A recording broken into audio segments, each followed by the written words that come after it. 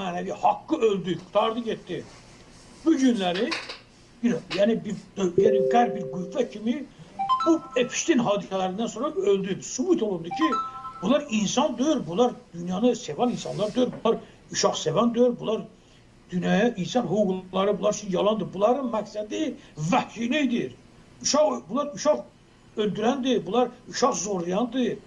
Bunlar vəhşidir, bunların əlindən nə desən çıxar. Və bunların bu günləri dünyada idarə etmək məsələsi dünya üçün bir xataya çevrilir, bir faciəyə çevrilir. Başlayırsınız, bu adamlar ki, mənə bir dənə bayaq dediyim kimi Müslüman dövləti göstərin ki, orada onlar demokratiyanı, həqiqi demokratiyanı barpa eləsin. Xeyr, özdəki əfsuslar olsun ki, məsələ deyim, bunu qeyd edelim ki, uşaqların da çoxunu alıblar Müslüman dövlətləri. 200 min Türkiye'den uşaq aparıblar.